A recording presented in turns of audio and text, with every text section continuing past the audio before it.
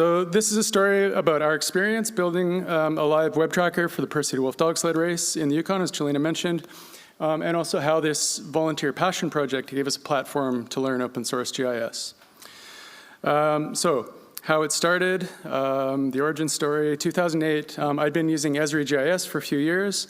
I was using Google Earth at work, and I'd started tinkering with something called Quantum GIS. You may have heard of it.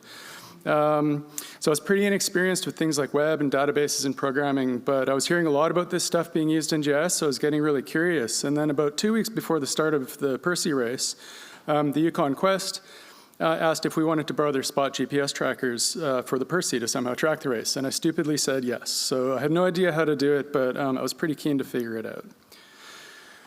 So the first year, it was super basic. It was basically if you had a Google Earth desktop client with a network link loaded into it every few minutes, it would fetch a web-based KML showing the locations of the dog teams. So you could load Google Earth, follow it on your own computer. So unfortunately, as Chelina mentioned, to update these positions, we had to log into the Spot website. We had to navigate to each unit. We had to find the lat long of each unit, copy and paste them into a KML file, and then FTP that up to a server. So that whole process took about 5 minutes, and we had to do it every 10 minutes for 30 hours. So we kind of were just doing a lot of copy and pasting, so pretty motivating. So we really wanted to automate it, but there were too many things, too many moving parts that we just didn't really know about yet, and we just kind of ran out of time how to do it. The other thing, it was really kind of limiting to only be able to view it in Google Earth.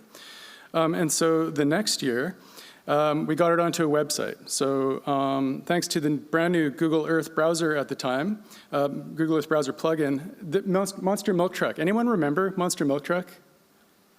No, okay. Anyway, kind of fun. So unfortunately, the 2009 race got smashed by tech difficulties. Could have been so beautiful, but in abject failure, I ended the year's race motivated to make it better, especially by automating it. So well, with some help from my friend Joe McCann, we wrote some scripts to automatically update the positions every 3 minutes on a Linux virtual machine. So we had PHP scripts to fetch from the Spot API, push the positions into a MySQL database, generate the KML for the Google Earth plugin, and then serve it from a web host. So we were pretty much automated at that point. We also installed Google Analytics, and it was really encouraging to see people around the world actually watching the race and using it. So that was pretty neat. That was pretty motivating.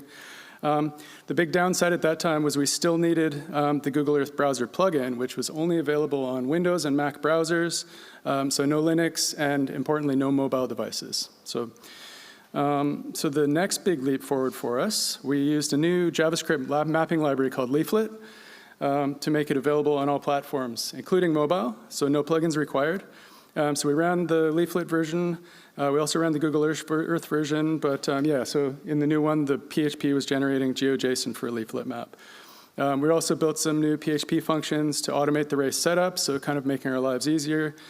Started using database views and triggers, learning all these things as we went, and also getting a bit more attention for the race. At this point, we're really starting to wish it was more kind of GIS savvy for doing things like linear measurement, snapping points to lines, editing in GIS, et cetera.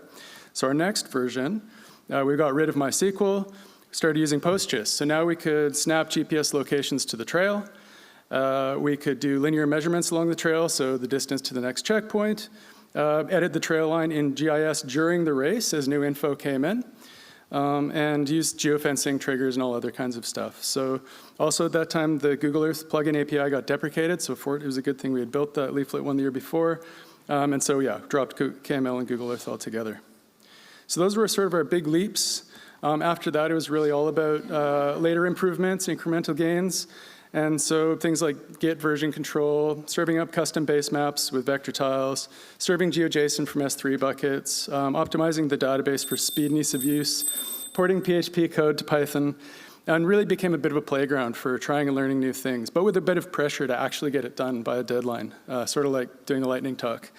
So why has open source been ideal for this project? Freely available professional grade components, PHP for Python, high interoperability, ease of connecting QGIS to PostGIS, rapid innovation, new tools every year, e.g. Leaflet, And also I could experiment and learn with blog posts, online courses, and a supportive open source community. Thank you very much.